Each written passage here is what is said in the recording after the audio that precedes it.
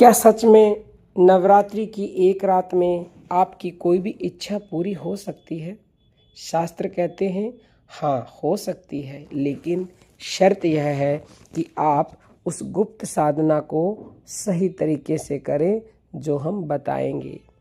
सबसे पहले आप नवरात्रि का रहस्य समझिए। नवरात्रि केवल व्रत या पूजा का त्यौहार नहीं है। ये वो समय है जब माँ दुर्गा की शक्ति पृथ्वी पर सबसे अधिक सक्रिय होती है। दुर्गा सप्तस्थि में स्पष्ट लिखा हुआ है, या देवी सर्वभूतेषु शक्ति रूपेण संस्थिता। यानी वही देवी हर जीव के अंदर शक्ति बनकर विराजमान है। मतलब क्या हुआ कि जिस शक्ति को हम बाहर खोजते हैं वह पहले से ही हमारे अंदर मौजूद है। तो आज हम आपको बताने जा रहे हैं नवरात्रि की एक रात की ऐसी साधना जो आपकी इच्छा को शक्ति से जोड़ देती है।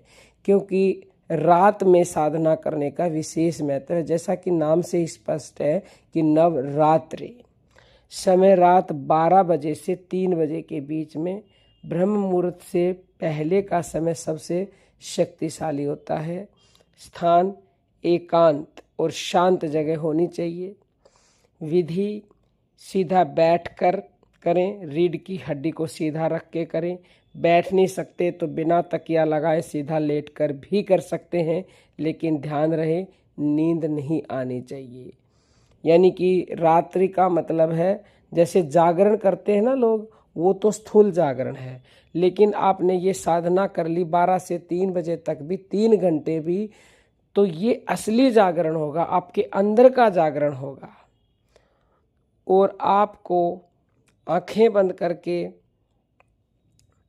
देखो, वैसे तो बहुत सारे मंत्र हैं माँ दुर्गा को प्रसन्न करने के लिए, लेकिन उनसे वो लाभ नहीं हो सकता जो हम बताएंगे। जो मंत्र वो शास्त्रोक्त है, वो प्रैक्टिकल है, वो सारी दुनिया के लिए समान है। आपको अपनी सांसों का ध्यान करना है और ध्यान करने से पहले एक दृढ़ संकल्प लेना है कि आज मैं 3 घंटे की साधना करूंगी या करूंगा, और मेरी ये इच्छा है, हे माँ, हे शक्ति, मेरी इस इच्छा को आप पूरा करें।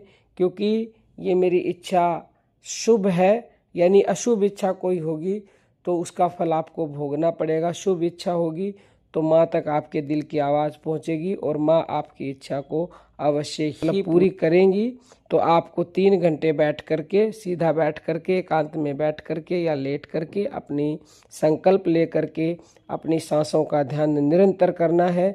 ध्यान रहे मन केवल सांस पर ही हो और हर सांस में ये भाव कि मैं शक्ति से जुड़ा हुआ हूँ। सिर्फ और सिर्फ सांसों का ध्यान, कुछ नहीं आपको ना सोचना है और ना करना है। बस आती जाती श्वासों को देखना है। बीच बीच में मन में भाव रखना है कि हे दुर्गा माँ तेरी जय हो, हे माँ तेरी जय हो, हे माँ तेरी जय हो। और अपनी इच्छा को भी बीच बीच में भी आप साधना करते समय दोहरा सकते हैं। यदि आपने 3 घंटे तक मन को एकाग्र करके ये साधना कर ली तो हो सकता है आपको अगले दिन ही सुबह कोई संकेत मिल जाए, नहीं तो 1-2 दिन बाद मिल सकता है। यानी आपकी इच्छा पूरी होने का रास्ता बन जाएगा। भगवत गीता में भी भगवान कहते हैं कि इंसान खुद ही खुद को ऊपर उठा सकता है, यानी इस साधना से ही आप ऊपर उठ सकते हैं। यानी आपकी इच्छा पूरी करने की शक्ति किसी बाहर के भगवान में नहीं है, आपके अंदर ही छुपी हुई है। अंदर ही आपको उतरना होगा, अंदर ही वो शक्ति है और सांस ही अंदर जाती है। तो हर सांस के साथ आप उस शक्ति से जुड़ रहे हो। लेकिन एक बात आप याद रखें, साधना करते समय एक बार में एक ही इच्छा रखें और उसे पूरी होने का अनुभव पहले से महसूस करें। यानी जब आप साधना करें तो जो आपकी इच्छा है उसकी एक मानसिक तस्वीर भी देखें, ताकि आपकी इच्छा जल्द पूरी हो। क्योंकि मानसिक तस्वीर का 1000 गुना ज़्यादा लाभ मिलता है, जैसे कि वो इच्छा आपकी पूरी हो रही है, मतलब जो होने वाला है वो आपको दिख रहा है।